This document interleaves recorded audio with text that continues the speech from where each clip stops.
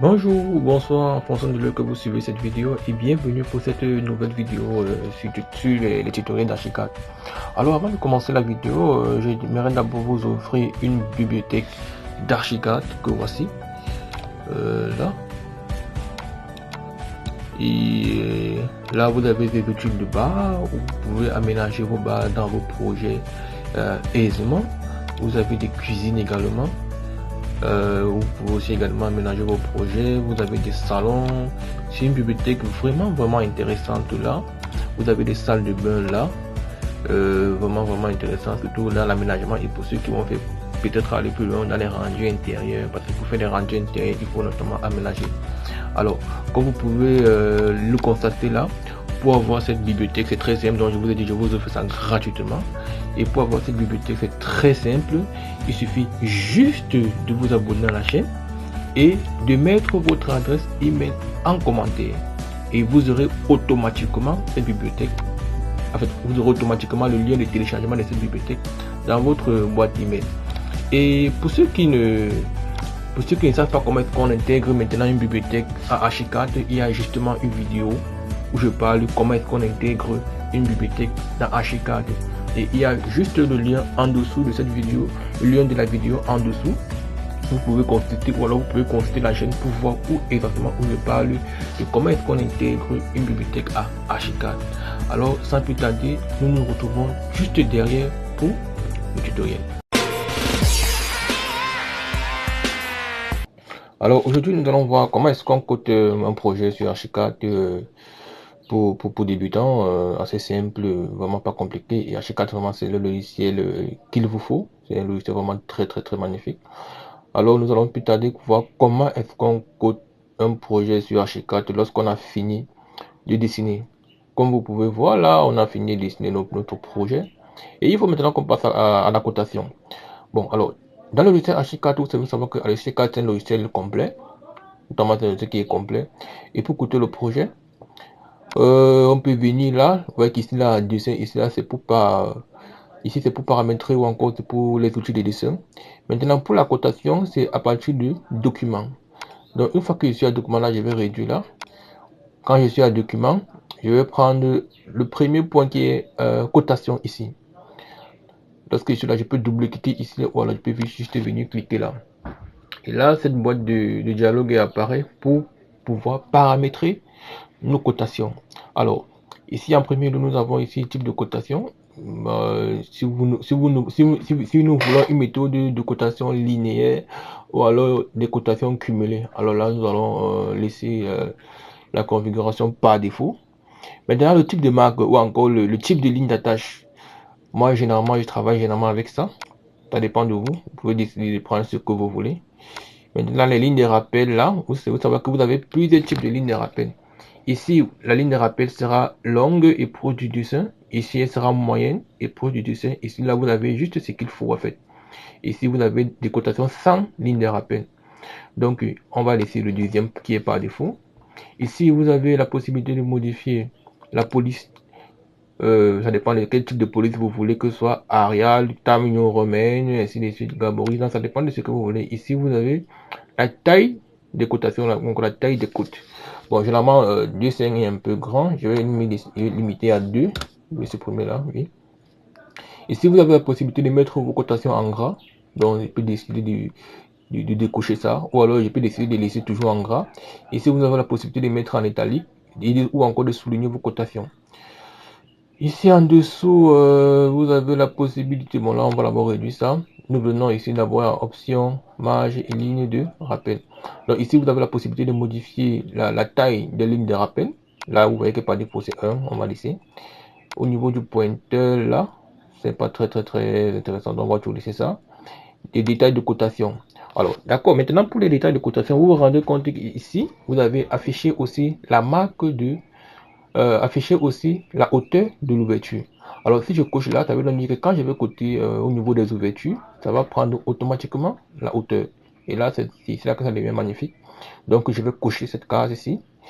Là, ici vous avez la possibilité de modifier la couleur des lignes d'attache, la possibilité de modifier la couleur, les lignes de code.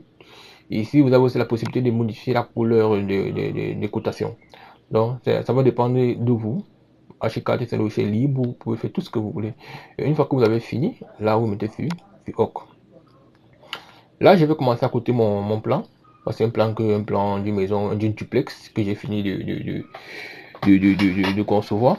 Là, maintenant, je dois coter.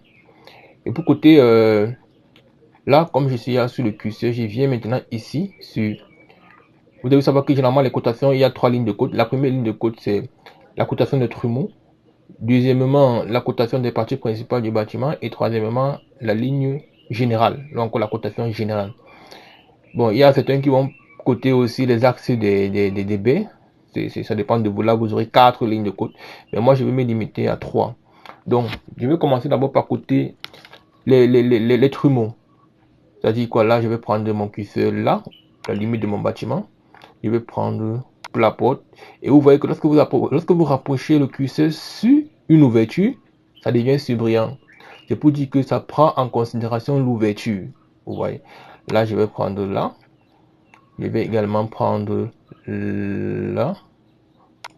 Je prends également là. Pour les ouvertures. Là. Je prends également là. Je vais venir ici à l'extrémité du bâtiment. Ou encore, je peux venir directement ici. Hop.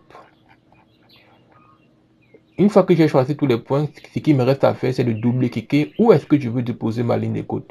Bon, généralement, je vous conseille de déposer généralement la ligne de côte environ à 1 centimètre et demi du dessin. Là, ça permet de laisser le dessin vraiment aéré. Donc là, je vais double-cliquer.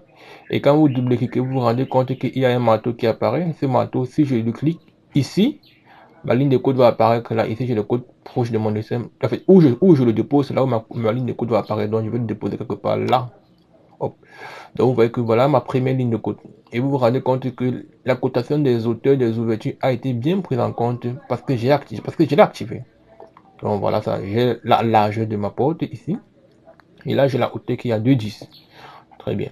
Bon, maintenant, après ça, je passe maintenant à la deuxième ligne de code qui est les parties principales du bâtiment. Donc là, je vais répéter le même exercice là. Hop. Je peux prendre également là. Hop. Je peux prendre également ici. Je peux prendre également ici. Et je termine là. Hop. Je fais le même procédé là. Double-clic. Et je vais déposer là. Hop. Vous voyez que ça c'est simple. Ce n'est pas vraiment sorcier. C'est très simple. Et là, je vais prendre ma dernière ligne de code qui est la cotation générale. Là, je peux prendre là, à l'extrémité.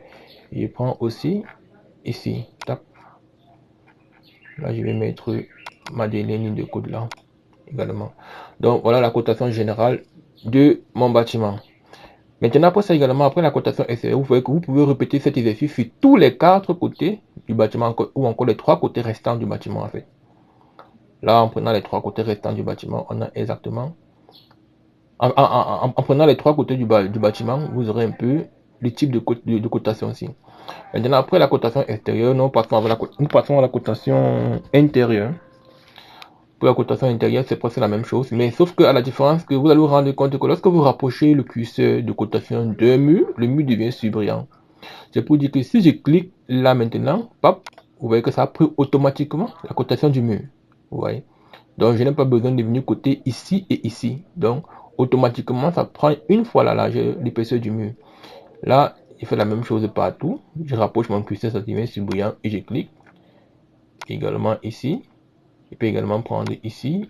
Et à l'extrémité qui est là, là, j'aurai la cotation de ma terrasse. Double-clic. Hop. Voilà ça. Également, vous avez la possibilité également de déplacer vos cotations. Hein. Vous pouvez les déplacer comme vous voulez. Mais là, je me rends compte que les cotes sont un peu grossiers. C'est très grand. Je peux décider de réduire la cotation. Alors, hop, pour réduire, je sélectionne d'abord ma cote et je viens réduire pour prendre 1,5. Et là, je valide. Vous voyez que ça réduit considérablement la taille de la cotation. Comme je peux aussi réduire également le gras, je peux enlever le gras sur la cotation. Là, je viens juste décocher là et je valide. Hop. Vous voyez que le gras est parti. Donc, pour cette cotation interne, je peux répéter cet exercice sur tout l'intérieur de mon bâtiment. C'est-à-dire que je peux prendre cette cotation là, je reviens, je fais la même chose ici pour les cotations internes. Donc voilà un peu le tutoriel sur les cotations internes de Archicad. Et pour la prochaine vidéo, ça sera comment coter un projet de manière automatique. C'est-à-dire que vous avez vu comment est-ce qu'on a coté ce projet, c'est un peu pris du temps. Imaginez qu'on doit faire cet exercice sur tous les autres phases du bâtiment. Alors, dans la prochaine vidéo, on verra comment est-ce qu'on cote un projet de manière automatique dans Archicad. A plus.